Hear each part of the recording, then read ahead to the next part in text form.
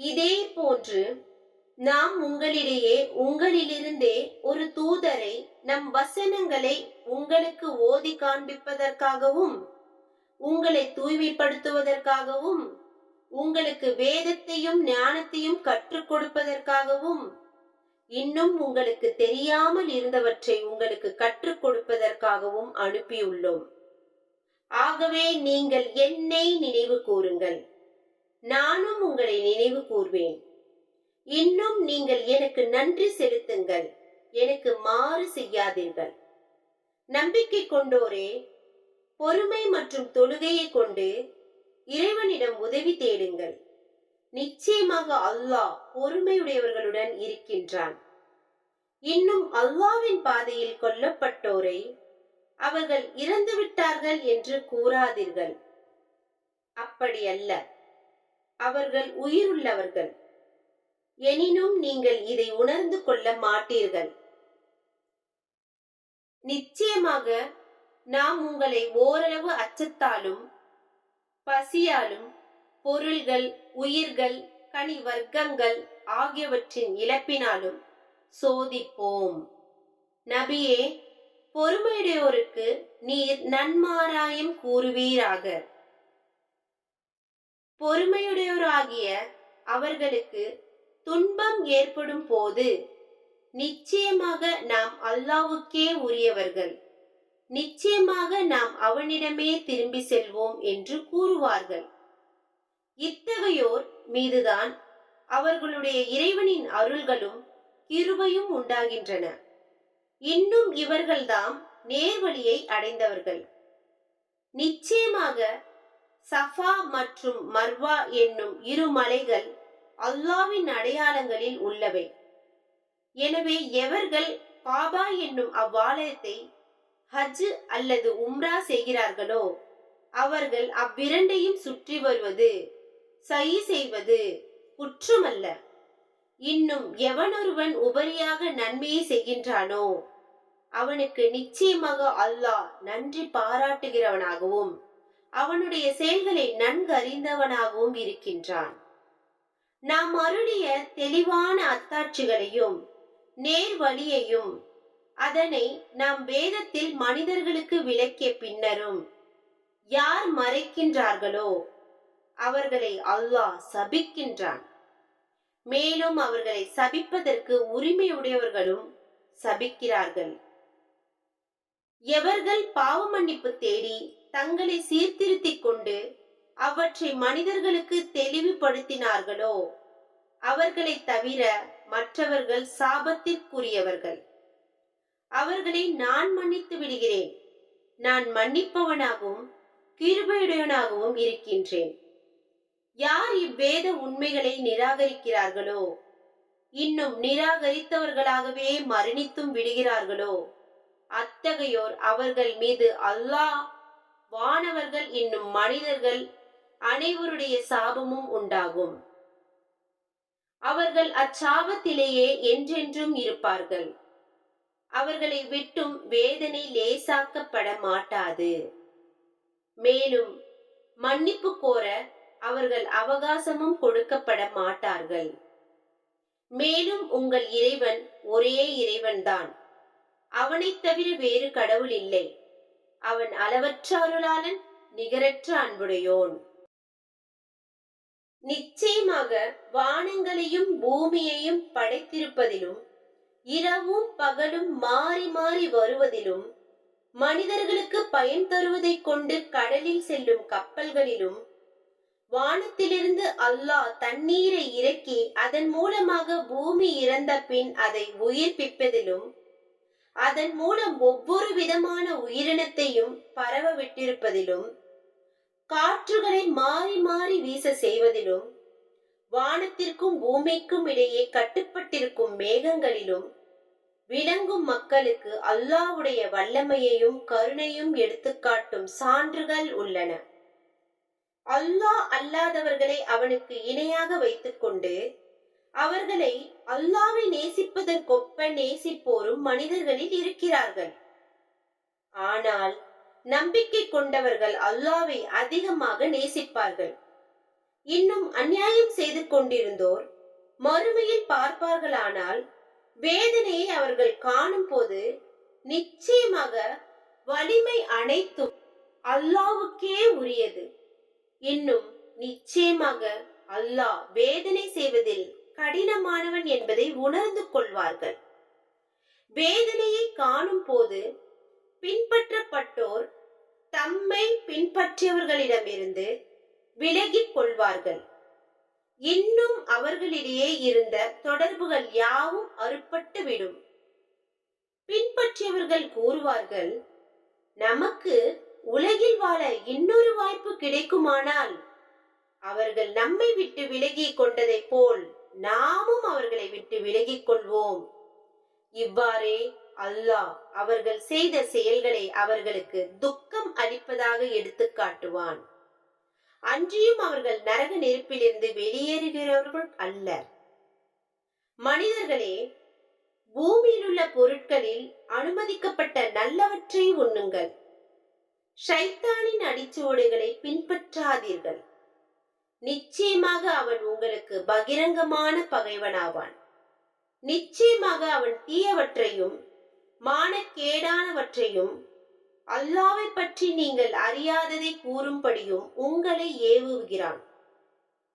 மேலும் அல்லாஹ் இறக்கி வைத்த இவ்வேதத்தை பின்பற்றுங்கள் என்று அவர்களிடம் கூறப்பட்டால் அவர்கள், அப்படியல்ல, எங்களுடைய மூதாதையர்களை எதன் மீது கண்டோமோ அதையே நாங்களும் பின்பற்றுகிறோம் என்று கூறுகிறார்கள். என்ன, அவர்களுடைய மூதாதையர்கள் எதையும் விளங்காதவர்களாகவும் நேர்வழி பெறாதவர்களாகவும் இருந்தால் கூடவா?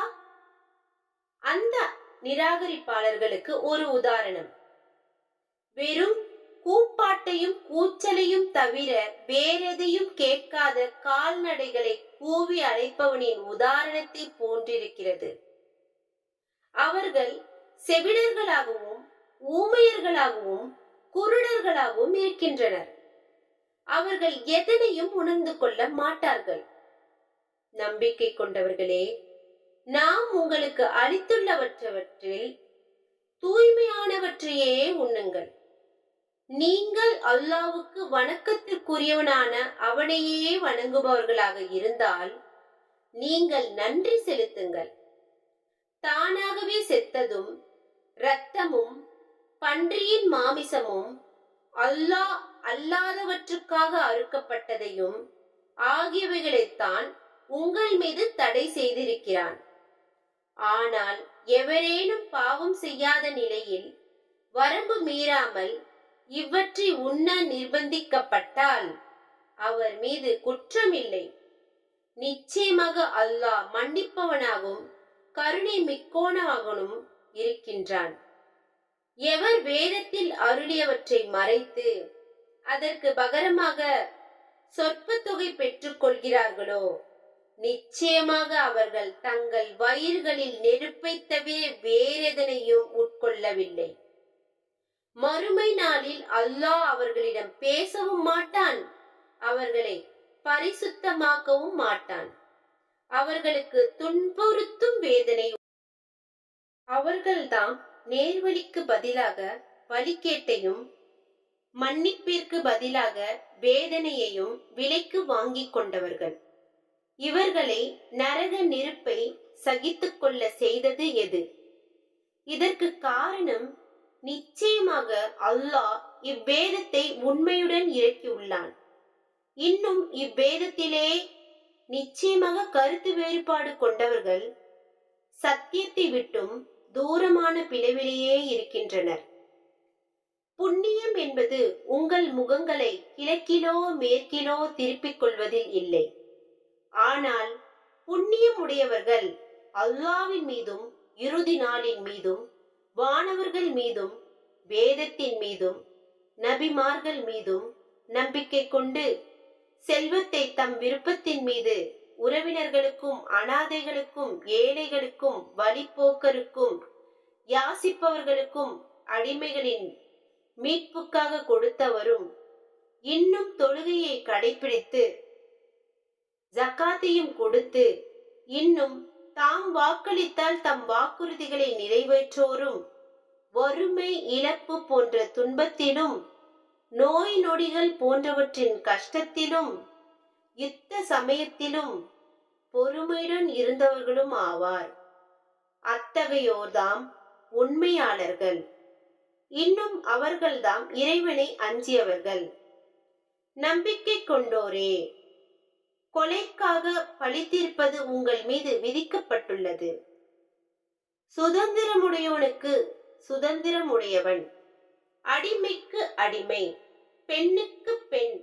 இருப்பினும் கொலை செய்த அவனுக்கு அவனது சகோதரனாகிய கொலையுண்டவனின் வாரிசுகளால் ஏதும் மன்னிக்கப்படுமானால், வழக்கமான முறையை பின்பற்றி இதற்காக நிர்ணயிக்க பெறும் நஷ்ட ஈட்டை பெருந்தன்மையுடன் அவன் பால் செலுத்திவிட வேண்டும்.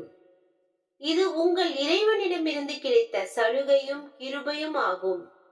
ஆகவே இதன் பிறகு உங்களில் யார் வரம்பு மீறுகிறாரோ அவருக்கு துன்புறுத்தும் வேதனை உண்டு. அறிவுடையோரே, கொலைக்கு பழி வாங்குவதில் உங்களுக்கு வாழ்வுண்டு. இத்தகைய குற்றம் பெருகாமல் நீங்கள் உங்களை தீமைகளிலிருந்து காத்துக் கொள்ளலாம். உங்களில் எவருக்கு மரணம் நெருங்கி விடுகிறதோ அவர் ஏதேனும் பொருள் விட்டு செல்பவராக இருப்பின், அவர் தம் பெற்றோருக்கும் உறவினர்களுக்கும் முறைப்படி மரண சாசனம் செய்வது விதியாக்கப்பட்டிருக்கிறது. இது இரையச்சமுடையோர் மீது கடமையாகும். எனவே அதனை மரண சாசனத்தை கேட்ட பின்னர் எவரேனும் ஒருவர் அதை மாற்றினால், நிச்சயமாக அதன் பாவமெல்லாம் யார் அதை மாற்றுகிறார்களோ அவர்கள் மீதே சாரும்.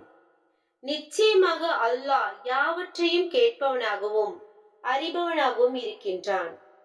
ஆனால் மரண சாசனம் செய்பவரிடம் பாராபட்சம் போன்ற அநீதத்தையோ அல்லது பாவத்தையோ அஞ்சி ஒருவர் சம்பந்தப்பட்டவர்களிடையே சமாதானம் செய்தால் அவர் மீது குற்றம் இல்லை.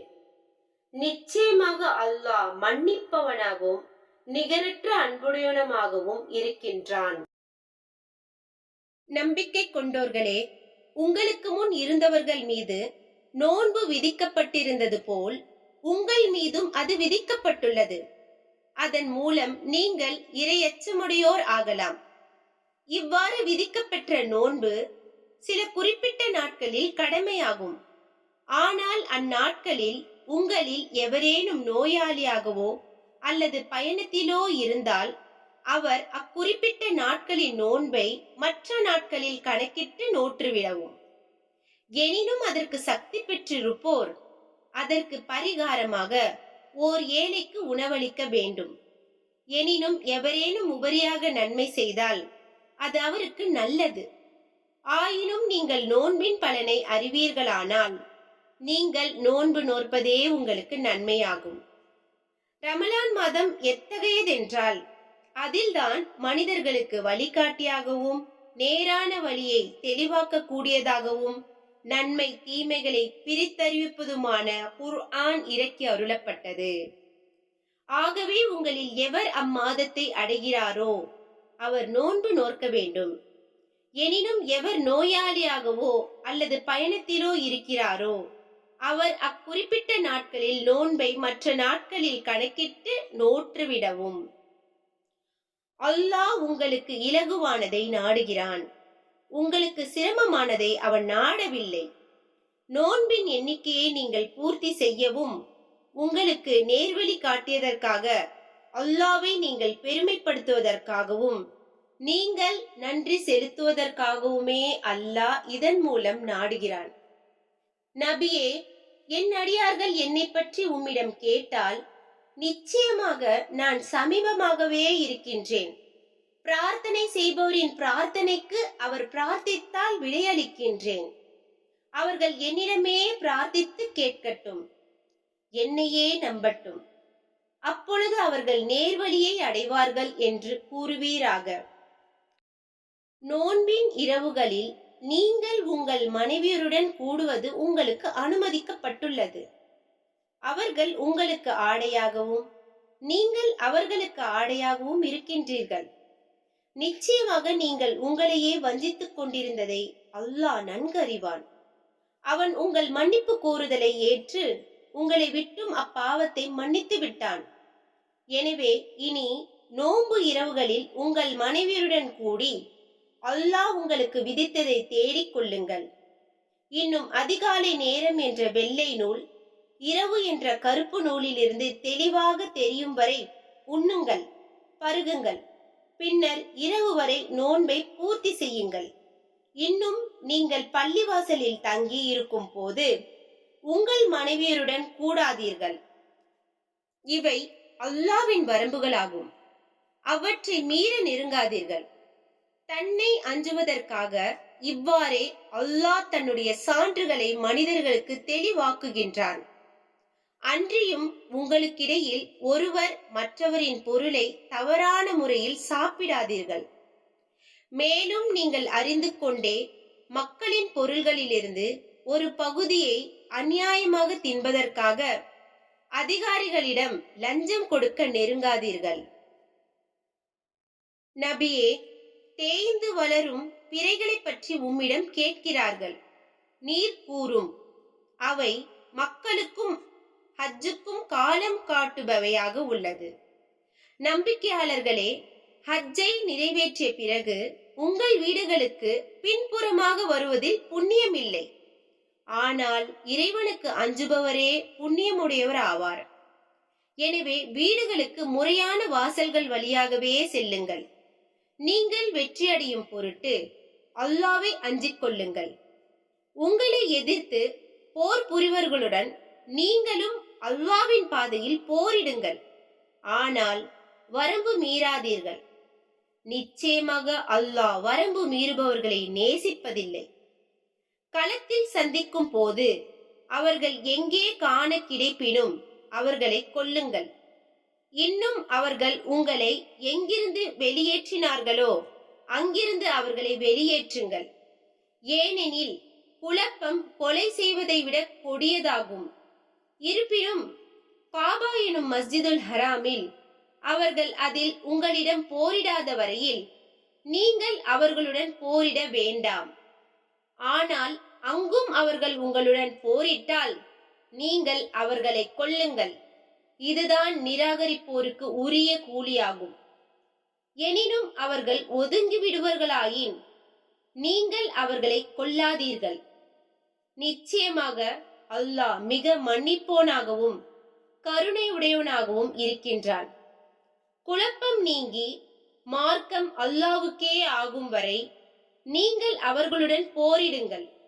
ஆனால் அவர்கள் ஒதுங்கி விடுவார்களானால் அக்கிரமக்காரர்களை தவிர வேறு எவருடனும் பகை கூடாது. போர் செய்வது விளக்கப்பட்டுள்ள ரஜப், துல்கைதா, துல்ஹஜ், மொஹர்ரம் ஆகிய புனித மாதத்திற்கு புனித மாதமே ஈடாகும். புனிதமாக்கப்பட்டவை அவற்றின் கண்ணியம் எவராலும் சீர்குலைக்கப்பட்டால் அவரிடம் பழி வாங்கப்படும். ஆகவே எவனாவது அம்மாதத்தில் உங்களுக்கு எதிராக வரம்பு மீறினால் உங்கள் மேல் அவன் எவ்வளவு வரம்பு மீறி உள்ளானோ அதே அளவு நீங்கள் அவன் மேல் வரம்பு மீறுங்கள். அல்லாஹ்வை பயந்து கொள்ளுங்கள். நிச்சயமாக அல்லாஹ் இரையச்சமுடையோருடன் இருக்கின்றான் என்பதை அறிந்து கொள்ளுங்கள். அல்லாஹ்வின் பாதையில் செலவு செய்யுங்கள். இன்னும் உங்கள் கைகளாலேயே உங்களை அழிவின் பக்கம் கொண்டு செல்லாதீர்கள். இன்னும் நன்மை செய்யுங்கள். நிச்சயமாக அல்லாஹ் நன்மை செய்வோரை நேசிக்கின்றான். ஹஜ்ஜையும் உம்ராவையும் அல்லாஹ்வுக்காக பூர்த்தி செய்யுங்கள். அப்படி பூர்த்தி செய்ய முடியாதவாறு நீங்கள் தடுக்கப்படுவீர்களாயின் ஆடு, மாடு, ஒட்டகம் போன்ற பலி பிராணிகளில் உங்களுக்கு சாத்தியமானது அதற்கு பகரமாகும். அந்த பலி பிராணி தனது இடத்தை அடைவதற்கு முன் உங்கள் தலைமுடிகளை மலிக்காதீர்கள். ஆயினும் உங்களில் எவரேனும் நோயாளியாகவோ அல்லது அவருடைய தலையில் ஏதேனும் தொந்தரவு தரக்கூடியதோ இருந்தால் தலைமுடியை இறக்கிக் கொள்ளக்கூடிய கட்டாயம் ஏற்பட்டால் அதற்கு பரிகாரமாக நோன்பு இருத்தல் வேண்டும். அல்லது தர்மம் கொடுத்தல் வேண்டும், அல்லது பலி கொடுத்தல் வேண்டும். பின்னர் பகைவர் பற்றிய அச்சம், நோய் போன்ற தடைகளை விட்டும் அபயமுடையவர்களாக நீங்கள் ஆகிவிட்டால், மக்கா சென்ற பின் உங்களில் எவரேனும் உம்ராவை மாத்திரம் செய்துவிட்டு ஹஜ்ஜுக்கு முன்னதாகவே ஹஜ்ஜுடைய காலத்தில் தடுக்கப்பட்டிருந்த சுகத்தை அனுபவித்து விட்டால், அதற்கு பரிகாரமாக பலி பிராணியிலிருந்து எது ஏலமோ அது அவரின் மீது கடமையானதாகும். அவ்வாறு பலி கொடுக்கும் வசதியை பெற்றுக் கொள்ளாதவர் ஹஜ்ஜு செய்யும் காலத்தில் 3 நாட்களும் பின்னர் தம் ஊர் திரும்பியதும் 7 நாட்களும் நோன்பு நோற்றல் வேண்டும். இவை முழுமையான 10 இந்த சலுகையானது எவருடைய குடும்பம் காபா என்னும் மஸ்ஜிதுல் ஹராமின் பக்கத்தில் இல்லையோ அவருக்குதான். ஆகவே அல்லாஹ்வை பயந்து கொள்ளுங்கள். நிச்சயமாக அல்லாஹ் வேதனை கொடுப்பதில் கடுமையானவன் என்பதை அறிந்து கொள்ளுங்கள். ஹஜ்ஜுக்குரிய காலம் குறிப்பிடப்பட்ட மாதங்களாகும். எனவே அவற்றில் எவரேனும் எஹ்ராம் அணிந்து ஹஜ்ஜை தம் மீது கடமையாக்கிக் கொண்டால், ஹஜ்ஜின் காலத்தில் உடலுறவு கொள்ளுதல், கெட்ட வார்த்தைகளை பேசுதல், சச்சரவு செய்தல் கூடாது. நீங்கள் எந்த நன்மையை செய்தாலும் அதனை அல்லாஹ் அறிந்தவனாக இருக்கின்றான். மேலும் ஹஜ்ஜுக்கு தேவையானவற்றை சித்தப்படுத்தி வைத்துக் கொள்ளுங்கள். நிச்சயமாக இவ்வாறு சித்தப்படுத்தி வைப்பவற்றுள் மிக சிறந்தது இறையச்சமே ஆகும். எனவே அறிவுடையோரே, என்னையே பயந்து கொள்ளுங்கள். ஹஜ்ஜின் போது உங்கள் இறைவனுடைய அருளை தேடிக்கொள்வது, அதாவது வியாபாரம் போன்றவற்றின் மூலமாக நேர்மையான பலன்களை அடைதல் உங்கள் மீது குற்றமாகாது. பின்னர் அரஃபாவிலிருந்து திரும்பும் போது மஷ்அருல் ஹராம் என்னும் தலத்தில் அல்லாஹ்வை நினைவு கூறுங்கள். உங்களுக்கு அவன் நேர்வழி காட்டியது போல் அவனை நீங்கள் நினைவு கூறுங்கள். நிச்சயமாக நீங்கள் இதற்கு முன் வழி தவறியவர்களில் இருந்தீர்கள். பிறகு நீங்கள் மற்ற மனிதர்கள் திரும்புகின்ற முஸ்தலிஃபா என்னும் இடத்திலிருந்து நீங்களும் திரும்பிச் செல்லுங்கள். அங்கு, அதாவது மினாவில் அல்லாஹ்விடம் மன்னிப்பு கேளுங்கள். நிச்சயமாக அல்லாஹ் மிக்க மன்னிப்போனாகவும் மிக்க கருணையுடையவனாகவும் இருக்கின்றான். ஆகவே உங்களுடைய ஹஜ் கிரியைகளை முடித்ததும் நீங்கள் இதற்கு முன்னர் உங்கள் முன்னோர்களை நினைவு கூர்ந்தது போல் அல்லது அதைவிட அதிகமாக அல்லாஹ்வை நினைவு கூறுங்கள். மனிதர்களில் சிலர், எங்கள் இறைவனே, இவ்வுலகிலேயே எல்லாவற்றையும் எங்களுக்கு தந்துவிடு என்று கூறுகிறார்கள். அதனால் அவருக்கு மறுமையில் யாதொரு பாக்கியமும் இல்லை. எங்கள் இறைவனே, எங்களுக்கு இவ்வுலகிலும் நன்மையை அளிப்பாயாக, மறுமையிலும் நன்மையை அளிப்பாயாக. இன்னும் எங்கள் நரக நெருப்பின் வேதனையிலிருந்தும் காப்பாயாக என கூறுவோரும் அவர்களில் உள்ளனர். இவ்வாறு இம்மை மறுமை இரண்டிலும் நற்பேறுகளை கேட்கின்ற அவர்களுக்குத்தான் அவர்கள் சம்பாதித்தவற்றில் பங்கு உண்டு. தவிர அல்லாஹ் கணக்கெடுப்பதில் மிக தீவிரமானவன். குறிப்பிட்ட நாட்களில் அல்லாஹ்வை நினைவு கூறுங்கள். எவரும் மினாவில் இருந்து 2 நாட்களில் விரைந்து விட்டால் அவர் மீது குற்றமில்லை. யார் ஒரு நாள் அதிகமாக தங்குகிறாரோ அவர் மீதும் குற்றமில்லை. இது இறைவனை அஞ்சிக் கொள்வோருக்காக கூறப்படுகிறது. அல்லாஹ்வை நீங்கள் அஞ்சிக் கொள்ளுங்கள். நீங்கள் நிச்சயமாக அவனிடத்திலே ஒன்று சேர்க்கப்படுவீர்கள் என்பதையும் அறிந்து கொள்ளுங்கள். நபியே, மனிதர்களில் ஒருவன் இருக்கின்றான். உலக வாழ்க்கை பற்றிய அவன் பேச்சு உம்மை ஆச்சரியத்தில் ஆழ்த்தும். தன் இதயத்தில் உள்ளது பற்றி அல்லாஹ்வே சாட்சியாக்குவான். உண்மையில் அத்தகையவன்தான் உம்முடைய கொடிய பகைவனாவான். அவன் உம்மை விட்டு திரும்பியதும் பூமியில் கலகத்தை உண்டாக்கவே முயல்வான். விளை நிலங்களையும் கால்நடைகளையும் அழிக்க முயற்சிப்பான்.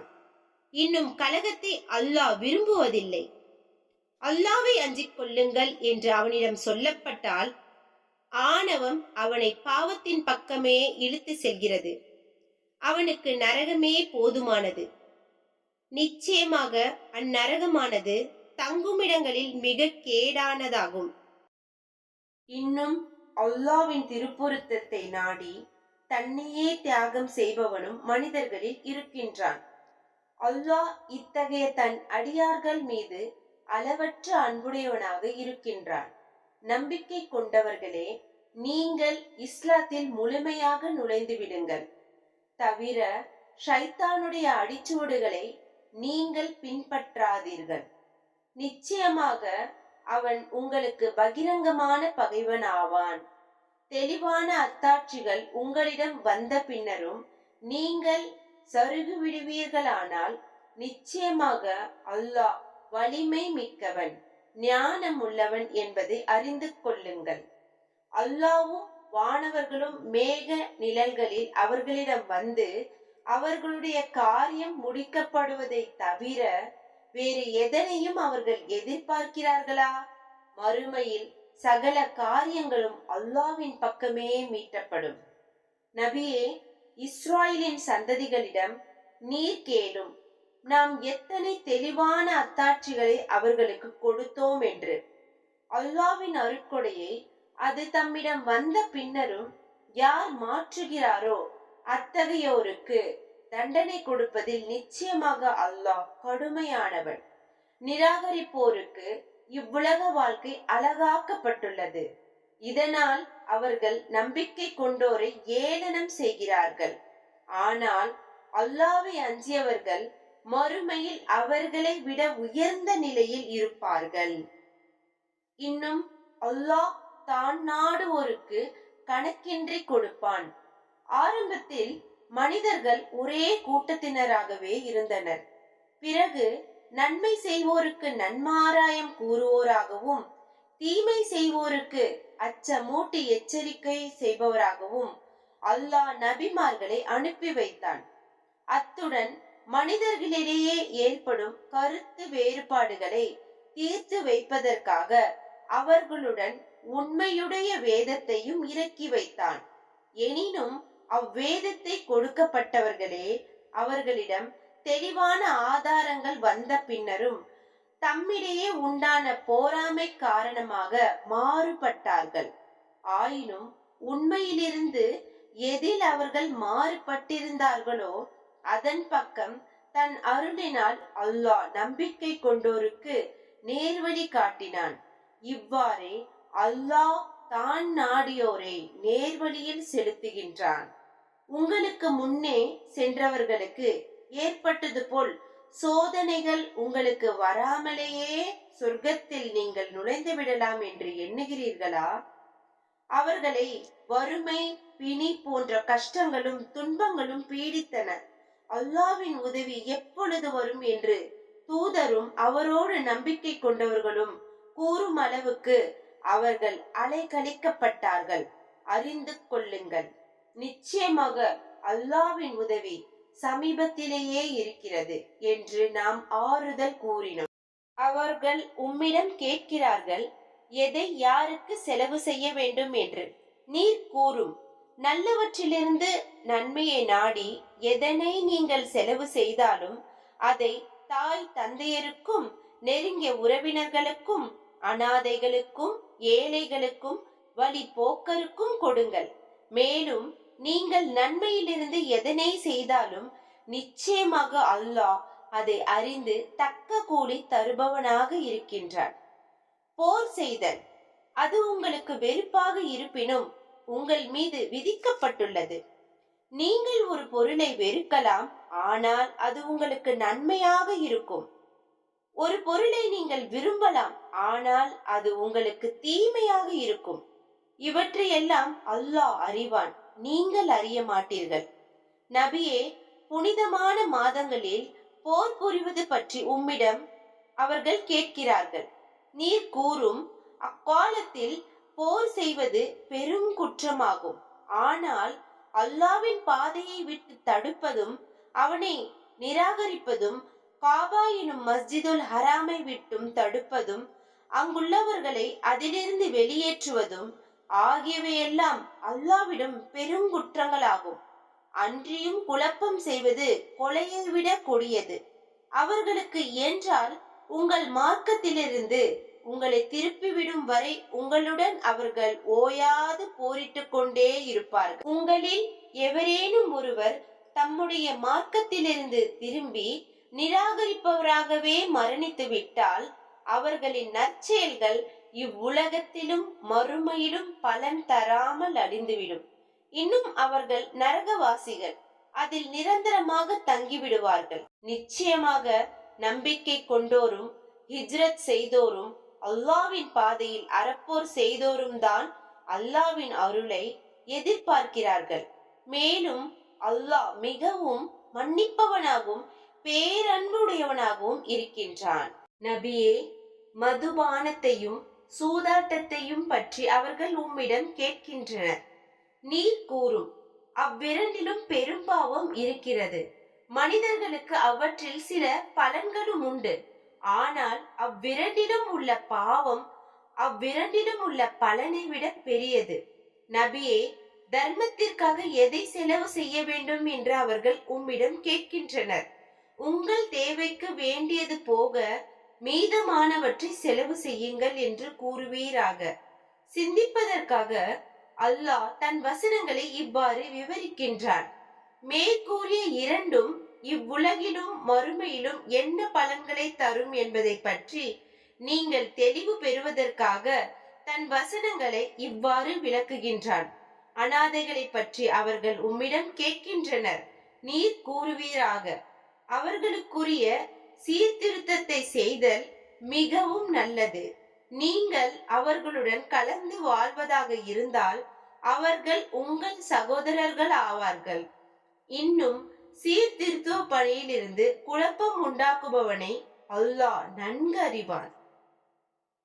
அல்லாஹ் நாடியிருந்தால் உங்களை கஷ்டத்திற்குள்ளாக்கி இருப்பான். நிச்சயமாக அல்லாஹ் மிகைத்தவன், ஞானமிக்கவன். அல்லாஹ்வுக்கு இணை வைக்கும் பெண்களை அவர்கள் நம்பிக்கை கொள்ளும் வரை நீங்கள் திருமணம் செய்து கொள்ளாதீர்கள். இணை வைக்கும் ஒரு பெண் உங்களை கவரக்கூடியவளாக இருந்த போதிலும் அவளை விட நம்பிக்கையுள்ள ஒரு அடிமை பெண் நிச்சயமாக மேலானவள் ஆவாள். இணை வைக்கும் ஆண்களுக்கு அவர்கள் நம்பிக்கை கொள்ளும் வரை நம்பிக்கையுள்ள பெண்களை நீங்கள் திருமணம் செய்து வைக்காதீர்கள். இணை வைக்கும் ஆண் அவன் உங்களை கவருபவனாக இருந்த போதிலும் நம்பிக்கையுள்ள ஒரு அடிமை அவனை விட மேலானவன். நிராகரிப்போராகிய இவர்கள் உங்களை நரக நெருப்பின் பக்கம் அழைக்கிறார்கள். ஆனால் அல்லாஹ்வோ தன் கட்டளையை கொண்டு சொர்க்கத்தின் பக்கமும் மன்னிப்பின் பக்கமும் அழைக்கின்றான். மனிதர்கள் படிப்பினை பெறுவதற்காக தன் வசனங்களை அவன் விளக்குகின்றான். மாதவிடாய் பற்றியும் உம்மிடம் வினவுகிறார்கள். நீர் கூறும், அது ஓர் உபாதையாகும். ஆகவே மாதவிடாயின் போது பெண்களை விட்டும் விலகியிருங்கள். அவர்கள் சுத்தமாகும் வரை அவர்களை நெருங்காதீர்கள். அவர்கள் சுத்தமாகிவிட்டால் அல்லாஹ் எப்படி கட்டளையிட்டிருக்கின்றானோ அதன்படி அவர்களிடம் செல்லுங்கள். பாவங்களை விட்டு மீள்பவர்களை நிச்சயமாக அல்லாஹ் நேசிக்கின்றான். இன்னும் தூய்மையாக இருப்போரையும் நேசிக்கின்றான். உங்கள் மனைவியர் உங்கள் விளைநிலங்கள் ஆவார்கள். எனவே உங்கள் விளைநிலங்களுக்கு நீங்கள் விரும்பியவாறு வாருங்கள். உங்களுக்காக நற்செயல்களை முற்படுத்தி வையுங்கள். அல்லாஹ்வுக்கு அஞ்சுங்கள். மறுமையில் அவனை சந்திக்க வேண்டும் என்பதை அறிந்து கொள்ளுங்கள். மேலும் நம்பிக்கை கொண்டவர்களுக்கு நற்செய்தி கூறுவீராக. இன்னும் அல்லாஹ்வின் மீது நீங்கள் செய்யும் உங்களுடைய சத்தியத்தின் காரணமாக நீங்கள் நன்மை செய்வதற்கும் அல்லாஹ்வை அஞ்சுவதற்கும் மனிதர்களிடையே சமாதானம் செய்து வைப்பதற்கும் அல்லாஹ்வை ஒரு தடையாக ஆக்கிவிடாதீர்கள். அல்லாஹ் யாவற்றையும் செவியுறுவோனாகவும் நன்கறிபவனாகவும் இருக்கின்றான். உங்களுடைய சத்தியங்களில் வீணானவற்றிற்காக அல்லாஹ் உங்களை குற்றம் பிடிக்க மாட்டான். ஆனால் உங்களுடைய இதயங்கள் வேண்டுமென்றே சம்பாதித்துக் கொண்டதை பற்றி உங்களை குற்றம் பிடிப்பான். இன்னும் அல்லாஹ் மன்னிப்போனாகவும் மிக்க பொறுமையுடையவனாகவும் இருக்கின்றான். தங்கள் மனைவியருடன் கூடுவதில்லை என்று சத்தியம் செய்து கொண்டு விலகி இருப்பவர்களுக்கு 4 மாத தவணை உள்ளது. எனவே அதற்குள் அவர்கள் மீண்டும் சேர்ந்து கொண்டால் நிச்சயமாக அல்லாஹ் மன்னிப்போனாகவும் மிக்க கருணையுடையவனாகவும் இருக்கின்றான். ஆனால் அவர்கள் தலாக் விவாக விலக்கு செய்து கொள்ள உறுதி கொண்டார்களானால் நிச்சயமாக அல்லாஹ் யாவற்றையும் செவியுறுவனாகவும் நன்கு அறிபவனாகவும் இருக்கின்றான். விவாகரத்து கூறப்பட்ட பெண்கள் தங்களுக்கு 3 மாதவிடாய்கள் ஆகும் வரை பொறுத்து இருக்க வேண்டும். அல்லாஹையும் இறுதி நாளையும் அவர்கள் நம்புவார்களாயின் அவர்களுடைய கற்ப கோளாறைகளில் அல்லாஹ் படைத்திருப்பதை மறைப்பதற்கு அவர்களுக்கு அனுமதி இல்லை. ஆனால் அவர்களுடைய கணவர்கள் அவர்களை திரும்ப அழைத்துக் கொள்வதன் மூலம் இணக்கத்தை நாடினால் அத்தவணைக்குள் அவர்களை மனைவியராக திருப்பிக் கொள்ள அவர்களுக்கு அதிக உரிமை உண்டு. பெண்களுக்கு கடமைகள் இருப்பது போல் அவர்களுக்கு உரிமைகளும் சிறந்த முறையில் உள்ளன. ஆயினும் ஆண்களுக்கு அவர்கள் மீது ஒரு படி உயர்வுண்டு. மேலும் அல்லாஹ் வல்லமையும் ஞானமும் மிக்கோனாக இருக்கின்றான். இத்தகைய மீட்டுக் கொள்ளக்கூடிய விவாகரத்து 2 முறைகள்தான். பின்னர் தவணைக்குள் முறைப்படி சேர்ந்து வாழலாம் அல்லது நன்முறையில் விட்டுவிடலாம். அவ்விருவரும் அல்லாஹ்வின் வரம்புகளை நிலைநிறுத்த முடியாது என்று அஞ்சும் போது தவிர நீங்கள் மனைவியரான அவர்களுக்கு கொடுத்தவற்றிலிருந்து யாதொன்றையும் திருப்பி எடுத்துக் கொள்வது உங்களுக்கு அனுமதிக்கப்பட்டதல்ல. இன்னும் அல்லாஹ்வின் வரம்புகளை அவர்கள் இருவரும் நிலைநிறுத்த மாட்டார்கள் என்று நீங்கள் அஞ்சினால் அவள் கணவனுக்கு ஏதேனும் ஈடாக கொடுத்து பிரிந்து விடுவதில் அவ்விருவர் மீதும் குற்றமில்லை. இவை அல்லாஹ்வின் வரம்புகளாகும். ஆகையால் அவற்றை மீறாதீர்கள். எவரேனும் அல்லாஹ்வின் வரம்புகளை மீறினால் நிச்சயமாக அவர்கள்தான் அக்கிரமக்காரர்கள் ஆவார்கள். பிறகு அவளை 3ஆம் முறையாக அவன் விவாகரத்து சொல்லிவிட்டால் அதன் பிறகு அவன் அல்லாத வேறொரு கணவனை அவள் திருமணம் செய்யும் வரை அவள் அவனுக்கு அனுமதிக்கப்பட்டவளாக ஆக மாட்டாள். அவளை 2ஆம் கணவனாகிய அவன் விவாகரத்து சொல்லிவிட்டால் அப்பெண் முதற் கணவன் ஆகிய இருவரும் அல்லாஹ்வின் வரம்புகளை நிலைநிறுத்துவார்கள் என்று இருவரும் கருதினால் அப்பொழுது அவ்விருவரும் மறுமணம் செய்து கொண்டு வாழ்வில் மீள்வது அவ்விருவர் மீதும் குற்றமில்லை. இவை அல்லாஹ்வின் வரம்புகளாகும். இவற்றை புரிந்து கொள்ளக்கூடிய மக்களுக்கு அவன் தெளிவாக்குகின்றான். நீங்கள் பெண்களை மீளக்கூடிய விவாகரத்து தலாக் கூறி அவர்கள் தங்களது தவணையை அடைந்து விட்டால் அவர்களை முறைப்படி மனைவியராக தடுத்து வைத்துக் கொள்ளுங்கள். அல்லது தவணை முடிந்ததும் நல்ல முறையில் அவர்களை விடுவித்து விடுங்கள். ஆனால் துன்புறுத்தி வரம்பு மீறுவதற்காக அவர்களை தடுத்து வைத்துக் கொள்ளாதீர்கள். எவர் இவ்வாறு செய்கிறாரோ திட்டமாக அவர் தமக்கு தாமே அநீதி இழைத்துக் கொண்டார். எனவே அல்லாஹ்வின் வசனங்களை கேலிக்குறியாக ஆக்கிவிடாதீர்கள். உங்கள் மீதுள்ள அல்லாஹ்வின் அருட்கொடையையும் உங்கள் மீது அவன் இறக்கிய வேதத்தையும் ஞானத்தையும் நினைவு கூறுங்கள். இதனை கொண்டு அவன் உங்களுக்கு உபதேசிக்கின்றான். அல்லாஹ்வை அஞ்சுங்கள். நிச்சயமாக அல்லாஹ் யாவற்றையும் நன்கறிபவனாகவும் இருக்கின்றான் என்பதை அறிந்து கொள்ளுங்கள். இன்னும் உங்களின் மனைவியரை நீங்கள் மீட்டுக் கொள்ளக்கூடிய விவாகரத்து செய்து தம்முடைய தவணையை அவர்கள் அடைந்து அதாவது அத்தவணையை பூர்த்தியாக்கி திருமண பந்தத்திலிருந்து விடுபட்டு விட்டால் பின்னர் மீட்டுக் கொள்ளக்கூடிய விவாகரத்து சொன்ன முந்தைய தம் கணவன்மார்களை அவர்கள் தமக்கிடையே நல்ல முறையில் திருப்தி கொண்டால் மீண்டும் அவர்கள் திருமணம் செய்து கொள்வதை தடுக்காதீர்கள். உங்களில் யார் அல்லாஹ்வின் மீதும் இறுதி நாள் மீதும் நம்பிக்கை கொண்டுள்ளார்களோ அவர்களுக்கு இதை கொண்டு உபதேசிக்கப்படுகிறது. இதன்படி நடப்பது உங்களுக்கு பரிசுத்தமானதும் தூய்மையானதும் ஆகும். இதன் நலன்களை அல்லாஹ் அறிவான், நீங்கள் அறிய மாட்டீர்கள். தலாக் சொல்லப்பட்ட மனைவியர் தம் குழந்தைகளுக்கு பூர்த்தியாக பாலூட்ட வேண்டுமென்று தந்தை விரும்பினால் தாய்மார்கள் தங்கள் குழந்தைகளுக்கு நிரப்பமான 2 ஆண்டுகள் பாலூட்டுதல் வேண்டும்.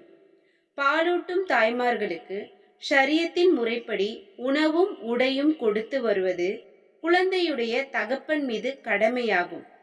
எந்த ஒரு ஆத்மாவும் அதன் சக்திக்கு மேல் எதுவும் செய்ய நிர்பந்திக்கப்பட மாட்டாது. தாயை அவளுடைய குழந்தையின் காரணமாகவோ அல்லது தந்தையை அவன் குழந்தையின் காரணமாகவோ துன்புறுத்தப்பட மாட்டாது. குழந்தையின் தந்தை இறந்துவிட்டால் அதை பரிபாலிப்பது வாரிசுகள் கடமையாகும். இன்னும் தாய் தந்தையர் இருவரும் பரஸ்பரம் இணங்கி ஆலோசித்து பாலூட்டலை நிறுத்த விரும்பினால் அது அவர்கள் இருவர் மீதும் குற்றமாகாது. தவிர ஒரு செவிலித்தாயை கொண்டு உங்கள் குழந்தைகளுக்கு பாலூட்ட விரும்பினால் அதில் உங்களுக்கு ஒரு குற்றமும் இல்லை. ஆனால் அக்குழந்தையின் தாய்க்கு உங்களிடமிருந்து சேர வேண்டியதை முறைப்படி செலுத்திவிட வேண்டும். அல்லாஹ்வுக்கு அஞ்சி நடந்து கொள்ளுங்கள். நிச்சயமாக அல்லாஹ் நீங்கள் செய்வதை பார்ப்பவனாக இருக்கின்றான் என்பதை அறிந்து கொள்ளுங்கள். உங்களில் எவரேனும் மனைவியரை விட்டு மரணித்தால் அம்மனைவியர் 4 மாதம் 10 நாள் பொறுத்திருக்க வேண்டும்.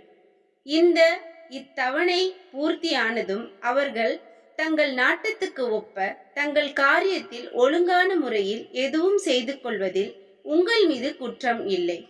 அல்லாஹ் நீங்கள் செய்வதை நன்கு அறிந்தவனாகவே இருக்கின்றான். இவ்வாறு இத்தாயிருக்கும் பெண்ணுடன் திருமணம் செய்ய கருதி அது பற்றி குறிப்பாக அறிவிப்பதிலோ அல்லது மனதில் மறைவாக வைத்திருப்பதிலோ உங்கள் மீது குற்றமில்லை. நீங்கள் அவர்களை பற்றி எண்ணுகிறீர்கள் என்பதை அல்லாஹ் அறிவான். ஆனால் ரகசியமாக அவர்களிடம் திருமணம் பற்றி வாக்குறுதி செய்து கொள்ளாதீர்கள். ஆனால் இது பற்றி வழக்கத்திற்கு மார்க்கத்திற்கு உகந்த சொல்லை நீங்கள் சொல்லலாம். இன்னும் இத்தாவின் கெடு முடியும் வரை திருமண பந்தத்தை பற்றி தீர்மானித்து விடாதீர்கள். அல்லாஹ் உங்கள் உள்ளங்களில் உள்ளதை நிச்சயமாக அறிகின்றான் என்பதை நீங்கள் அறிந்து அவனுக்கு அஞ்சி நடந்து கொள்ளுங்கள். நிச்சயமாக அல்லாஹ் மன்னிப்பவனாகவும் பொறுமையாளனாகவும் இருக்கின்றான் என்பதை அறிந்து கொள்ளுங்கள். பெண்களை நீங்கள் தீண்டாமலும் அல்லது அவர்களுடைய மகரை நிச்சயம் செய்யாமலும் அவர்களை நீங்கள் விவாகரத்து செய்துவிட்டால் உங்கள் மீது குற்றமில்லை. ஆயினும் அவர்களுக்கு ஏதும் கொடுத்து பயனடைய செய்யுங்கள். வசதி உள்ளவர் அவருக்குரிய அளவும் வசதி அற்றவர் அவருக்குரிய அளவும் நியாயமான முறையில் அப்பெண்களுக்கு கொடுத்து பயனடைய செய்ய வேண்டும். இது நல்லோர் மீது கடமையாகும்.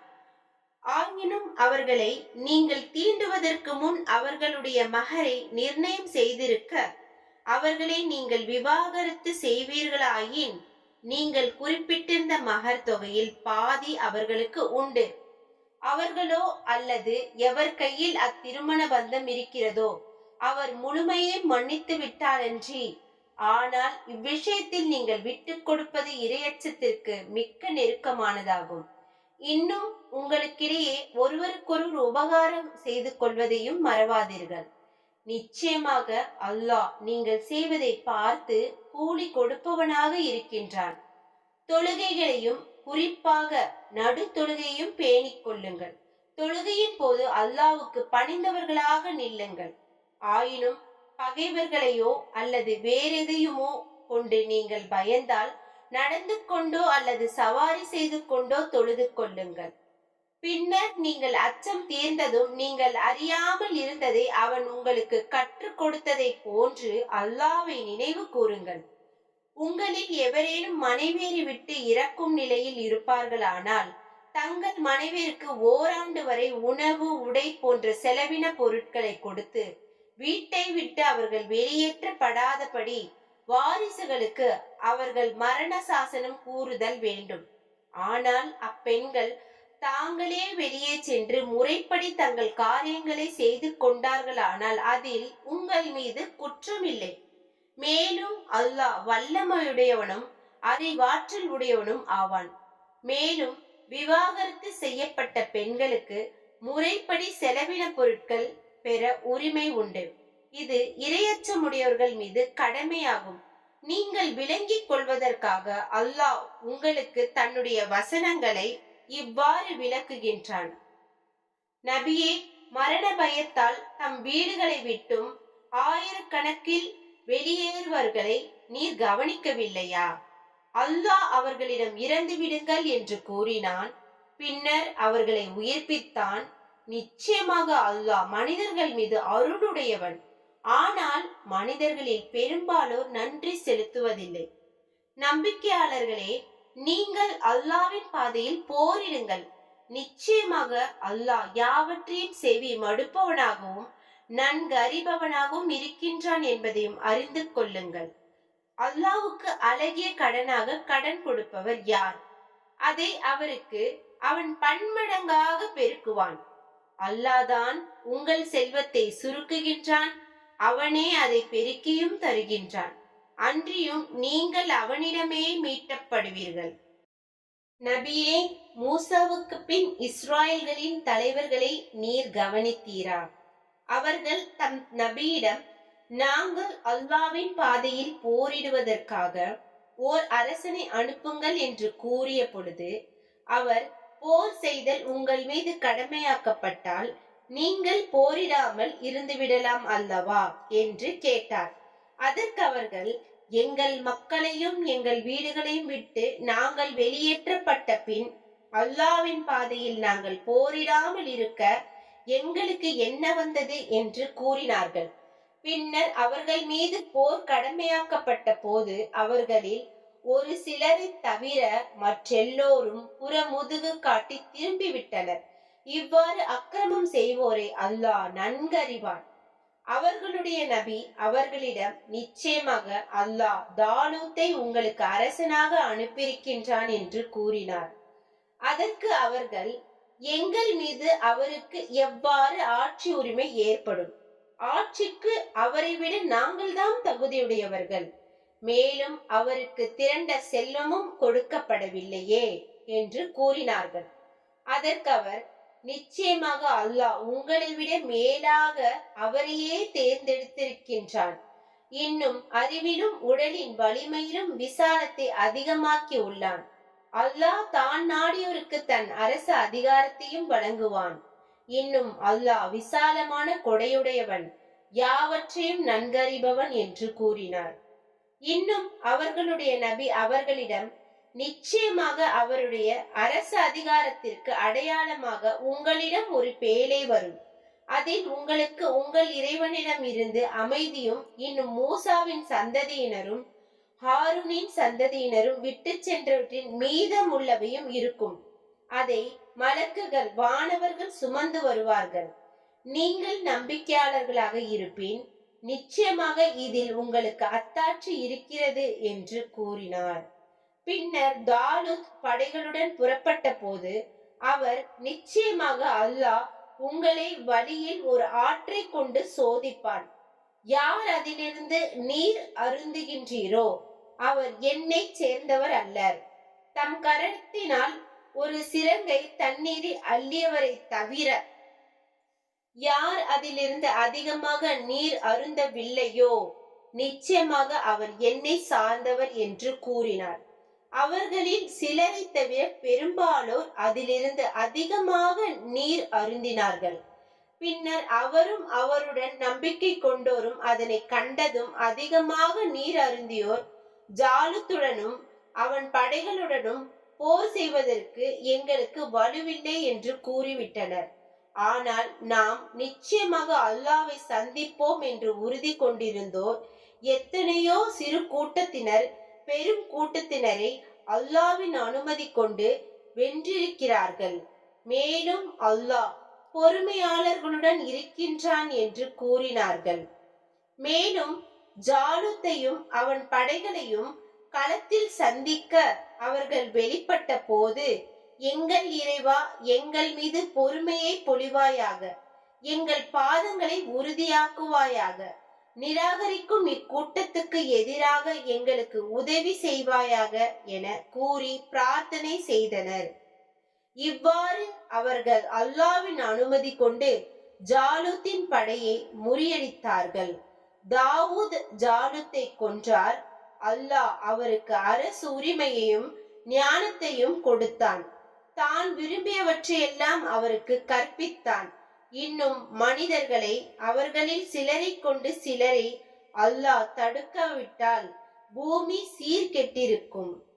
ஆயினும் நிச்சயமாக அல்லாஹ் அகிலத்தார் மீது அருளுடையவனாக இருக்கின்றான். நபியே, இவை அல்லாஹ்வின் வசனங்களாகும்.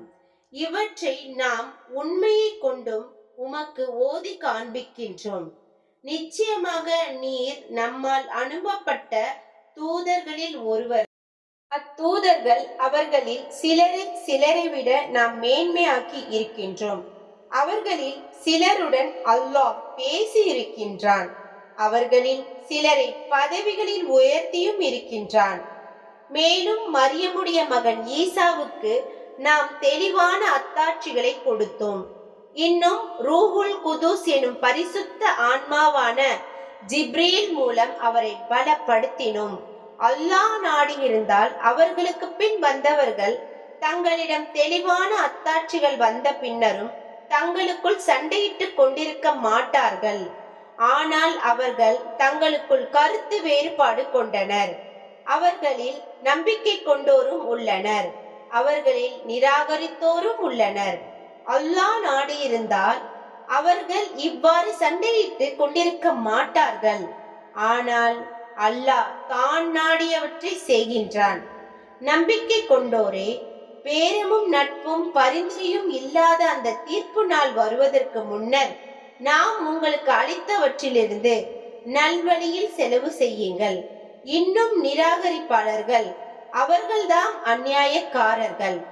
அல்லாஹ் அவனைத் தவிர வணக்கத்திற்குரிய வேறு கடவுள் இல்லை. அவன் என்றென்றும் ஜீவித்திருப்பவன், என்றென்றும் நிலைத்திருப்பவன். அவனை சிறு தூக்கமோ உறக்கமோ பீடிக்கா. வானங்களில் உள்ளவையும் பூமியில் உள்ளவையும் அவனுக்கே உரியன.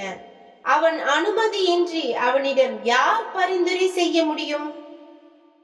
அவர்களுக்கு முன்னுள்ளவற்றையும் அவர்களுக்கு பின்னுள்ளவற்றையும் அவன் அறிவான். அவன் ஞானத்திலிருந்து அவன் நாடியதை தவிர வேறு எதனையும் அவர்கள் அறிந்து கொள்ள முடியாது. அவனுடைய குர்சியு வானங்களையும் பூமியையும் விட விசாலமாய் இருக்கின்றது. அவ்விரண்டையும் பாதுகாப்பது அவனுக்கு சிரமத்தை உண்டாக்குவதில்லை. அவன் மிக உயர்ந்தவன், மகிமை மிக்கவன். இஸ்லாமிய மார்க்கத்தில் எவ்வித நிர்பந்தமும் இல்லை. வழிகேட்டிலிருந்து நேர்வழி முற்றிலும் பிரிந்து தெளிவாகிவிட்டது.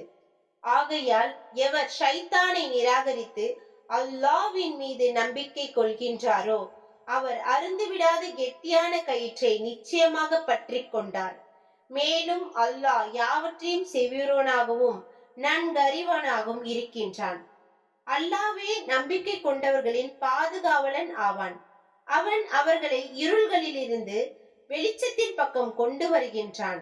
ஆனால் நிராகரிப்பவர்களுக்கோ வழி கெடுக்கும் ஷைத்தான்கள் தாம் அவர்களின் பாதுகாவலர்கள். அவை அவர்களை வெளிச்சத்திலிருந்து இருள்களின் பக்கம் கொண்டு வருகின்றன. அவர்களே நரகவாசிகள். அவர்கள் அதில் நிரந்தரமாக இருப்பார்.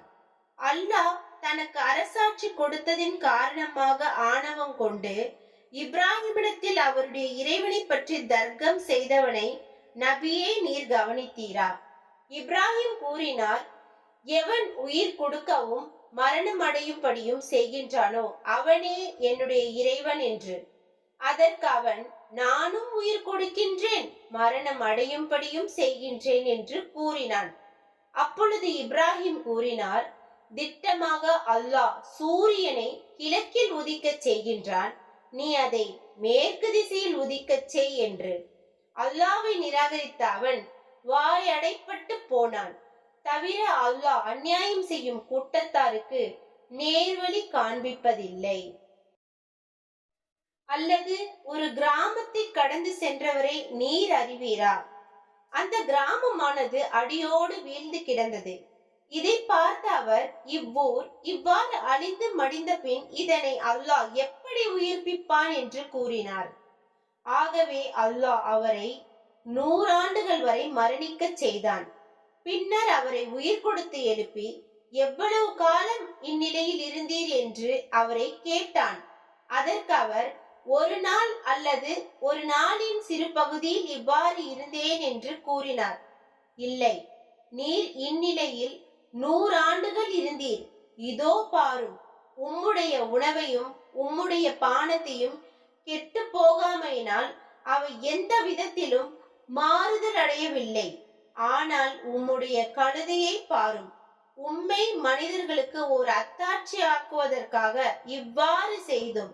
இன்னும் அக்கழுதையின் எலும்புகளை பாரும், அவற்றை நாம் எப்படி சேர்க்கின்றோம், பின்னர் அவற்றின் மேல் சதையை போர்த்துகிறோம் என கூறினான். இதுவெல்லாம் அவருக்கு தெளிவான போது அவர், நிச்சயமாக அல்லாஹ் எல்லா பொருள்களின் மீதும் வல்லமை உடையவன் என்பதை நான் அறிந்து கொண்டேன் என்று கூறினார். இன்னும் இப்ராஹிம், என் இறைவா, இறந்தவர்களை நீ எவ்வாறு உயிர்ப்பிக்கின்றாய் என்பதை எனக்கு காண்பிப்பாயாக என வேண்டிய போது அவன், நீர் இதை நம்பவில்லையா என கேட்டான். அவ்வாறல்ல, நான் நம்புகின்றேன், ஆனால் என் இதயம் அமைதி பெறுவதற்காக இவ்வாறு கேட்கின்றேன் என கூறினார். அப்படியாயின் பறவைகளிலிருந்து 4 பிடித்து அவற்றை துண்டு துண்டாக வெட்டி உம்மிடம் வைத்துக் கொள்ளும். பின்னர் அவற்றின் ஒவ்வொரு பாகத்தையும் மலையின் மீது வைத்துவிடும். பின் அவற்றை கூப்பிடும், அவை உம்மிடம் வேகமாய் வரும். நிச்சயமாக அல்லாஹ் மிகைத்தவன், ஞானம் மிக்கவன் என்பதை அறிந்து கொள்ளும் என்று அல்லாஹ் கூறினான். அல்லாஹ்வின் பாதையில் தங்கள் செல்வத்தை செலவிடுபவர்களுக்கு ஓமையாவது, ஒவ்வொரு கதிரிலும் 100 தானிய மணிகளை கொண்ட 7 கதிர்களை முளைப்பிக்கும் ஒரு வித்தை போன்றது. அல்லாஹ் தான் நாடியவர்களுக்கு இதை மேலும் பன்மடங்காக்குகின்றான். இன்னும் அல்லாஹ் விசாலமான கொடையுடையவன், யாவற்றையும் நன்கறிபவன். எவர்கள் தம் செல்வங்களை அல்லாஹ்வின் பாதையில் செலவு செய்து பிறகு அவர்கள் செலவு செய்ததை சொல்லி காண்பித்தலினாலும், தர்மம் பெற்று கொண்டவரை ஏதேனும் நோவினை செய்தலினாலும் தொடரும்படி செய்யவில்லையோ, அவர்களுக்கு அதற்குரிய கூலி அவர்களுடைய இறைவனிடத்தில் உண்டு. இன்னும் அவர்களுக்கு எத்தகைய பயமும் இல்லை, அவர்கள் துக்கமும் அடைய மாட்டார்கள். கனிவான சொல்லும் மன்னித்தலும் தர்மமும் செய்த பின் சொல்லி காண்பிப்பதின் மூலம் நோவினையை தொடரும்படி செய்யும் தர்மத்தை விட சிறந்ததாகும். அல்லாஹ் எவரிடத்தும் எவ்வித தேவையும் இல்லாதவன், மிக்க பொறுமையாளன். நம்பிக்கை கொண்டவர்களே, அல்லாஹ்வின் மீதும் இறுதி நாளின் மீதும் நம்பிக்கை கொள்ளாமல் மனிதர்களுக்கு காட்டுவதற்காகவே தன் பொருளை செலவழிப்பவனை போல் கொடுத்ததை சொல்லி காண்பிப்பதும் நோவினை செய்தும் உங்கள் தர்மங்களை பாழாக்கி விடாதீர்கள். அப்படி செய்பவனுக்கு ஓமையாவது ஒரு வழுக்கு பாறையாகும். அதன் மேல் மண் படிந்துள்ளது. அதன் மீது பெருமழை பெய்து அதிலிருந்து மண்ணையும் கழுவி துடைத்து விட்டது. இவ்வாறு அவர்கள் செய்த தானத்திலிருந்து யாதொரு பலனையும் அடைய மாட்டார்கள். இன்னும் அல்லாஹ் நிராகரிக்கும் மக்களை நேர்வழியில் செலுத்துவதில்லை. அல்லாஹ்வின் பொருத்தத்தை தேடியும் தமக்குள்ளே இருக்கும் உறுதியான நம்பிக்கையோடும் யார் தங்கள் செல்வங்களை செலவு செய்கிறார்களோ அவர்களுக்கு ஓமையாவது, உயரமான வளமுள்ள பூமியில் ஒரு தோட்டம் இருக்கிறது. அதன் மேல் பெருமழை பெய்கிறது. அப்பொழுது அதன் விளைச்சலை இரட்டிப்பாக்கி தருகிறது. இன்னும் அதன் மீது பெருமழை பெய்யாவிட்டாலும் சிறு தூறலே அதற்கு போதுமானது. அல்லாஹ் நீங்கள் செய்வதெல்லாம் பார்க்கின்றனாக இருக்கின்றான். உங்களில் யாராவது ஒருவர் இதை விரும்புவாரா? அதாவது, அவரிடம் பேரீச்சையும் திராட்சையும் கொண்ட ஒரு தோட்டம் இருக்கிறது. அதன் கீழே நீரோடைகள் ஓடுகின்றன. அதில் அவருக்கு எல்லா வகையான கனி வர்க்கங்களும் உள்ளன. அப்பொழுது அவருக்கு வயோதிகம் வந்துவிடுகிறது. அவருக்கு பலவீனமான சந்ததிகளே இருக்கின்றன. இந்நிலையில் நெருப்புடன் கூடிய ஒரு சூறாவளி காற்று அந்த தோட்டத்தை தாக்கி பின்னர் எரித்து சாம்பலாக்கி விடுகின்றது. இதை அவர் விரும்புவாரா? நீங்கள் சிந்தனை செய்வதற்காக அல்லாஹ் தன் அத்தாட்சிகளை உங்களுக்கு தெளிவாக விளக்குகின்றான். நம்பிக்கை கொண்டோரே, நீங்கள் சம்பாதித்ததில் நல்லவற்றிலிருந்தும் பூமியிலிருந்து நாம் உங்களுக்கு வெளிப்படுத்திய தானியங்கள், கனி வகைகள் போன்றவற்றிலிருந்தும் செலவு செய்யுங்கள். அன்றியும் அதிலிருந்து கெட்டதை தான தர்மங்களில் செலவழிக்க நாடாதீர்கள். ஏனெனில் அத்தகைய பொருளை வேறெவரும் உங்களுக்கு கொடுத்தால் வெறுப்புடன் கண்மூடிக்கொண்டே அதை நீங்கள் வாங்க மாட்டீர்கள். நிச்சயமாக அல்லாஹ் எவரிடத்தும் எந்த தேவையுமற்றவனாகவும் புகழுக்குரியவனாகவும் இருக்கின்றான் என்பதை நீங்கள் நன்கு அறிந்து கொள்ளுங்கள். தான தர்மங்கள் செய்வதனால் வறுமை உண்டாகிவிடும் என்று அதை கொண்டு உங்களை ஷைத்தான் பயமுறுத்துகிறான். மானக்கேடானவற்றை செய்யுமாறு உங்களை ஏவுகின்றான். ஆனால் அல்லாஹ்வோ நீங்கள் தான தர்மங்கள் செய்தால் தன்னிடமிருந்து மன்னிப்பையும் அருளையும் வாக்களிக்கின்றான். அன்றியும் அல்லாஹ் விசாலமான கொடையுடையவன், யாவற்றையும் நன்கறிபவன். தான் நாடியவருக்கு அவன் ஞானத்தை கொடுக்கின்றான். இத்தகு ஞானம் எவருக்கு கொடுக்கப்படுகிறதோ அவர் அதிகமான நன்மைகள் கொடுக்கப்பட்டவராக நிச்சயமாக ஆகிவிடுகிறார். எனினும் அறிவுடையோர் தவிர வேறு யாரும் இதை சிந்திப்பதில்லை.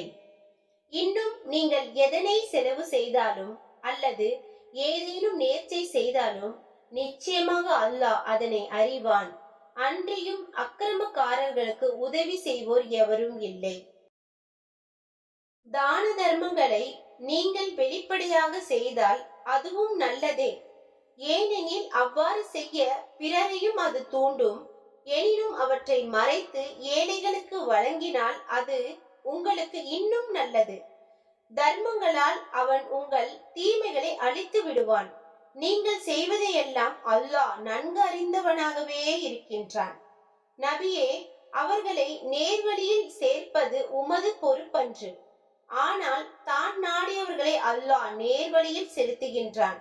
இன்னும் நல்லதில் நீங்கள் எதை செலவிடினும் அது உங்களுக்கே நன்மையாகும். அல்லாஹ்வின் திருப்தியை பெறுவதற்காகவே அன்றி வீண் பெருமைக்காக செலவு செய்யாதீர்கள். நல்லவற்றிலிருந்து நீங்கள் எதை செலவு செய்தாலும் அதற்குரிய நற்பலன் உங்களுக்கு நிறைவாக வழங்கப்படும். நீங்கள் அநியாயம் செய்யப்பட மாட்டீர்கள். பூமியில் நடமாடி தம் வாழ்க்கை தேவைகளை நிறைவேற்ற எதுவும் செய்ய முடியாத அளவுக்கு அல்லாஹ்வின் பாதையில் தங்களை அர்ப்பணித்துக் கொண்ட ஏழைகளுக்கு தான் உங்களுடைய தான தர்மங்கள் உரியவையாகும். பிறரிடம் யாசிக்காத அவர்களுடைய பேணுதலை கண்டு அறியாதவன் அவர்களை செல்வந்தர்கள் என்று எண்ணிக்கொள்கின்றான். அவர்களுடைய அடையாளங்களால் அவர்களை நீர் அறிந்து கொள்ளலாம். அவர்கள் மனிதர்களிடம் வருந்தி எதையும் கேட்க மாட்டார்கள். இத்தகையோருக்கு நல்லதிலிருந்து நீங்கள் எதை செலவு செய்தாலும் அதை நிச்சயமாக அல்லாஹ் நன்கு அறிகின்றான். யார் தங்கள் பொருள்களை தான தர்மங்களில் இரவிலும் பகலிலும் ரகசியமாகவும் பகிரங்கமாகவும் செலவு செய்கின்றார்களோ அவர்களுக்கு அவர்களுடைய இறைவனிடத்தில் கூலி இருக்கிறது. அவர்களுக்கு அச்சமும் இல்லை, அவர்கள் துக்கப்படவும் மாட்டார்கள். எவர்கள் வட்டியை உண்ணுகிறார்களோ அவர்கள் ஷைத்தான் தீண்டியதால் பைத்தியம் பிடித்தவனாக எழுவது போலல்லாமல் வேறு விதமாய் மறுமை நாளில் எழ மாட்டார்கள். இதற்கு காரணம் அவர்கள் நிச்சயமாக வியாபாரம் வட்டியை போன்றதே என்று கூறியதினாலே ஆகும். அல்லாஹ் வியாபாரத்தை அனுமதித்து வட்டியை தடை செய்திருக்கிறான். ஆயினும் யார் தன் இறைவனிடமிருந்து அறிவுரை வந்த பின் அதை விட்டும் விலகி விடுகிறாரோ அவருக்கு முன்னர் வாங்கியது உரித்தானது என்றாலும் அவருடைய விவகாரம் அல்லாஹ்விடம் இருக்கிறது. ஆனால் யார் அறிவுரை வந்த பின்னர் இப்பாவத்தின்பால் திரும்புகிறார்களோ அவர்கள் நரகவாசிகள் ஆவார்கள். அவர்கள் அதில் நிரந்தரமாக இருப்பார்கள். அல்லாஹ் வட்டியை அபிவிருத்தி இல்லாமல் அழித்து விடுவான். இன்னும் தர்மங்களை பெருகச் செய்வான். தன் கட்டளையை நிராகரித்துக் கொண்டிருக்கும் எந்த பாவியையும் அல்லாஹ் நேசிப்பதில்லை. யார் நம்பிக்கை கொண்டு நற்செயல்களை செய்து தொழுகையை கடைபிடித்து ஜகாத்தும் கொடுக்கின்றார்களோ நிச்சயமாக அவர்களுக்கு அவர்களுடைய இறைவனிடத்தில் நற்கூலி இருக்கிறது. அவர்களுக்கு அச்சமும் இல்லை, அவர்கள் துக்கப்படவும் மாட்டார்கள். நம்பிக்கை கொண்டவர்களே, அல்லாஹ்வை நீங்கள் பயந்து கொள்ளுங்கள். மேலும் நீங்கள் நம்பிக்கையாளர்களாக இருந்தால் வட்டியில் மீதுள்ளதை வாங்காமல் விட்டுவிடுங்கள். இவ்வாறு நீங்கள் செய்யவில்லை என்றால் அல்லாஹ்விடமும் அவனுடைய தூதரிடமும் போரிடுவதாக பிரகடனம் செய்துவிடுங்கள். நீங்கள் தௌபா செய்து இப்பாவத்திலிருந்தும் மீண்டு விட்டால் உங்கள் பொருள்களின் மூலதனம் உங்களுக்கு உண்டு. கடன்பட்டோருக்கு நீங்கள் அநியாயம் செய்யாதீர்கள், நீங்களும் அநியாயம் செய்யப்பட மாட்டீர்கள். அன்றியும் கடன்பட்டவர் அதனை தீர்க்க இயலாது சிரமப்படுபவராக இருந்தால் அவருக்கு வசதி வரும் வரை அவகாசம் கொடுக்கப்பட வேண்டும். இன்னும் நீங்கள் அறிவீர்களானால் அதை தர்மமாக்கி விடுவது உங்களுக்கு மிகவும் சிறந்ததாகும். தவிர அந்த நாளை பற்றி அஞ்சிக் கொள்ளுங்கள். நீங்கள் அனைவரும் அல்லாஹ்விடமும் மீட்டப்படுவீர்கள். பின்னர் ஒவ்வொரு ஆத்மாவுக்கும் அது சம்பாதித்தது பூரணமாக கொடுக்கப்படும். மேலும் அவர்கள் அநியாயம் செய்யப்பட மாட்டார்கள். நம்பிக்கை கொண்டோரே, ஒரு குறிப்பிட்ட தவணையின் மீது உங்களுக்குள் கடன் கொடுக்கல் வாங்கல் செய்து கொண்டால் அதை எழுதி வைத்துக் கொள்ளுங்கள். எழுதுபவன் உங்களிடையே நீதியுடன் எழுதட்டும். எழுதுபவன் எழுதுவதற்கு மறுக்க கூடாது. நீதமாக எழுதுமாறு அல்லாஹ் அவனுக்கு கற்றுக் கொடுத்தபடி அவன் எழுதட்டும். இன்னும் யார் மீது திருப்பி கொடுக்க வேண்டிய கடன் பொறுப்பு இருக்கிறதோ அவனே பத்திரத்தின் வாசகத்தை சொல்லட்டும். அவன் தனது இறைவனாகிய அல்லாஹ்வை அஞ்சிக் கொள்ளட்டும். மேலும் அவன் வாங்கியதில் எதையும் குறைத்துவிடக் கூடாது. இன்னும் யார் மீது கடன் திருப்பி கொடுக்க வேண்டிய பொறுப்பு இருக்கிறதோ அவன் அறிவு குறைந்தவனாகவோ அல்லது பலவீனனாகவோ அல்லது வாசகத்தை கூற இயலாதவனாகவோ இருப்பின் அவனுடைய பொறுப்பாளர் நீதமாக வாசகங்களை சொல்லட்டும். தவிர நீங்கள் சாட்சியாக ஏற்கக்கூடிய உங்கள் ஆண்களில் இருவரை சாட்சிகளாக்கி கொள்ளுங்கள். ஆண்கள் இருவர் கிடைக்காவிட்டால் சாட்சிகளில் நீங்கள் பொருந்த கூடியவர்களிலிருந்து ஆடவர் ஒருவரையும் பெண்கள் இருவரையும் சாட்சிகளாக எடுத்துக் கொள்ளுங்கள். பெண்கள் இருவர், ஏனென்றால் அவ்விருவரில் ஒருத்தி மறந்துவிட்டால் இருவரில் மற்றவள் நினைவூட்டும் பொருட்டே ஆகும். அன்றியும் சாட்சியம் கூற சாட்சிகள் அழைக்கப்பட்டால் அவர்கள் மறுக்கலாகாது. தவிர கொடுக்கல் வாங்கல் சிறிதோ பெரிதோ அதை அதன் கால வரையுடன் எழுதுவதில் அலட்சியமாக இருக்காதீர்கள். இதுவே அல்லாஹ்விடம் மிகவும் நீதமானதாகும். சாட்சியத்திற்கு உறுதி உண்டாக்குவதற்காகவும் இன்னும் இது உங்களுக்கு சந்தேகங்கள் ஏற்படாமல் இருக்க சிறந்த வழியாகவும் இருக்கும். எனினும் உங்களுக்கிடையே உடனுக்குடன் நடைபெறும் வியாபாரமாக இருந்தால் தவிர அதை எழுதி கொள்ளாமல் இருப்பது உங்கள் மீது குற்றமில்லை. ஆனால் அவ்வாறு நீங்கள் வியாபாரம் செய்யும் போதும் சாட்சிகளை வைத்துக் கொள்ளுங்கள். அன்றியும் எழுதுபவனுக்கும் சாட்சிக்கும் உங்களுக்கு சாதகமாக இருப்பதற்காகவோ வேறு காரணத்திற்காகவோ எவ்வித இடையூறும் அளிக்கப்படக்கூடாது. நீங்கள் அப்படி செய்வீர்களானால் அது உங்கள் மீது நிச்சயமாக பாவமாகும். அல்லாஹ்வுக்கு அஞ்சிக் கொள்ளுங்கள். அல்லாஹ் தான் உங்களுக்கு நேரிய இவ்விதிமுறைகளை கற்றுக் கொடுக்கின்றான். தவிர அல்லாஹ்வே எல்லா பொருட்களையும் பற்றி நன்கறிபவன். இன்னும் நீங்கள் பயணத்திலிருந்து அச்சமயம் எழுதுபவனை நீங்கள் பெற்றுக் கொள்ளாவிட்டால் கடன் பத்திரத்திற்கு பதிலாக கடன் கொடுத்தவன் அடமான பொருளை பெற்றுக் கொள்ள வேண்டும். உங்களில் ஒருவர் மற்றவரை நம்பினால் இவ்வாறு ஒரு பொருளை காப்பாக வைத்து நம்பப்பட்டவன் தன்னிடம் உள்ள அமானிதத்தை ஒழுங்காக நிறைவேற்றட்டும். அவன் தன் இறைவனாகிய அல்லாஹ்வை அஞ்சிக் கொள்ளட்டும். அன்றியும் நீங்கள் சாட்சியத்தை மறைக்க வேண்டாம். எவன் ஒருவன் அதை மறைக்கின்றானோ நிச்சயமாக அவனுடைய இதயம் பாவத்திற்குள்ளாகிறது. இன்னும் நீங்கள் செய்வதையெல்லாம் அல்லாஹ் நன்கு அறிவான். வானங்களிலும் பூமியிலும் உள்ளவை அனைத்தும் அல்லாஹ்வுக்கே உரியன. இன்னும் உங்கள் உள்ளங்களில் இருப்பதை நீங்கள் வெளிப்படுத்தினாலும் அல்லது அதை நீங்கள் மறைத்தாலும் அல்லாஹ் அதை பற்றி உங்களை விசாரிப்பான். இன்னும் தான் நாடியவரை மன்னிப்பான், தான் நாடியவரை வேதனையும் செய்வான். அல்லாஹ் அனைத்து பொருட்கள் மீதும் சக்தி உடையவன். நம் தூதர் தம் இறைவனிடமிருந்து தமக்கு அருளப்பட்டதை நம்புகிறார். இவ்வாறே நம்பிக்கையாளர்களும் நம்புகின்றனர். இவர்கள் யாவரும் அல்லாஹ்வையும் அவனுடைய வானவர் மலக்குகளையும் அவனுடைய வேதங்களையும் அவனுடைய தூதர்களையும் நம்புகிறார்கள். அவனது தூதர்களில் எவருக்கிடையிலும் நாங்கள் வேற்றுமை காண்பிக்க மாட்டோம் என்றும், இன்னும் நாங்கள் செவிமடுத்தோம், நாங்கள் வழிபட்டோம், எங்கள் இறைவனே உன்னிடம் மன்னிப்பு கோருகிறோம், நாங்கள் மீளுவதும் உன்னிடமேதான் என்று கூறுகிறார்கள். அல்லாஹ் எந்த ஒரு ஆத்மாவுக்கும் அதனுடைய சக்திக்குட்பட்டதை தவிர சிரமம் கொடுப்பதில்லை. அது சம்பாதித்ததின் நன்மை அதற்கே, அது சம்பாதித்த தீமையும் அதற்கே. எங்கள் இறைவா, நாங்கள் மறந்து போயிருப்பினும் அல்லது நாங்கள் தவறு செய்திருப்பினும் எங்களை குற்றம் பிடிக்காதிருப்பாயாக. எங்கள் இறைவா, எங்களுக்கு முன் சென்றோர் மீது சுமத்திய சுமையை போன்று எங்கள் மீது சுமத்தாதிருப்பாயாக. எங்கள் இறைவா, எங்களுக்கு இயலாததை எங்கள் மீது சுமத்தாதிருப்பாயாக. எங்கள் பிழைகளை பொறுத்து எங்களை மன்னிப்பாயாக. எங்களுக்கு அருள் புரிவாயாக. நீயே எங்கள் பாதுகாவலன். நிராகரிக்கும் கூட்டத்தாரின் மீது நாங்கள் வெற்றியடைய எங்களுக்கு உதவி செய்வாயாக.